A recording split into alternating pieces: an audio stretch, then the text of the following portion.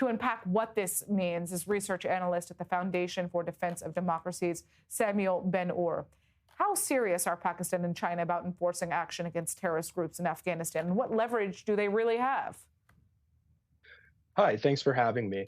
So, Pakistan is definitely the ones who feel the TTP and these terror groups that the Taliban in Afghanistan allows to operate.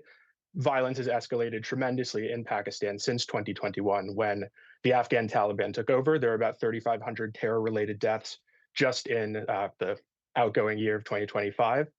China, for their part, wants to see Pakistan and their investments in Pakistan through the Belt and Road Initiative be stabilized. There have been multiple attacks by terror groups operating out of Afghanistan onto Pakistani soil, onto projects that China has funded. So both of them are serious about reducing the risk, and Pakistan more so because the terror groups kill a lot more Pakistanis than Chinese. Could these demands escalate tensions between Kabul and Islamabad or ultimately push Afghanistan closer to cooperation? So it's a sticky situation for Pakistan because they, from 1994, when the Afghan Taliban was created, were responsible for propping them up. They saw the Afghan Taliban as a way to counteract Indian influence in the region.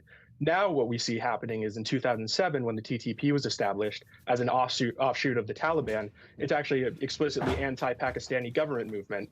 So it's a bit of a catch-22 for Pakistan, because on the one hand, they propped up the Afghan Taliban, but now an offshoot that the Afghan Taliban is now protecting are the ones who are attacking Pakistan and are by far the greatest threat coming out of Afghanistan towards the Pakistanis. So it has been a sticking point since 2021. There have been multiple border skirmishes, even this year, when Pakistan has tried to target these groups, but the Afghan Taliban has resisted and called it an invasion of their sovereignty. So Right. they're in a bit of a catch-22. How does this move fit into China's broader strategy in the region, particularly with the Belt and Road projects and its role in Afghan affairs? China's only real goal here, they would love to work with the Taliban. They would love to have investments go into Afghanistan, but it's too high risk of a place for them right now.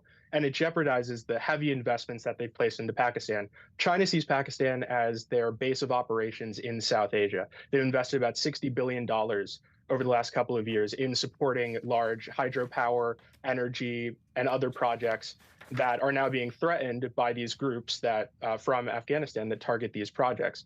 So China really has an interest in just seeing stability, and that's all they're there for. Regional neighbors seem increasingly worried about Islamist violence spilling over from Afghanistan. How does that compare to the U.S.'s original rationale for invading Afghanistan to stop al-Qaeda? So it's two very different situations, even though the basic premise is the same.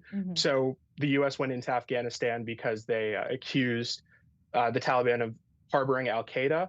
And now the same sort of situation is happening in Afghanistan, where Pakistan and China are accusing the Taliban of harboring the TTP. However, China doesn't seek regime change. They actually, earlier in this year, they invited Afghanistan and the Taliban to join the Belt and Road Initiative. So the only thing really that they want to see, as opposed to regime change and reform, is just to show that these terror attacks won't affect any future Chinese investments in the region. All right. Well, I'd like to thank you so much for joining us. It's really, really fascinating to hear your take on this. I think that we're going to have to, wait and see how this plays out if we're going to really see any serious moves in tackling this issue on the part of Pakistan more specifically, but definitely something we're going to continue covering. So hopefully we'll have you back on soon. Great. Thanks for having me.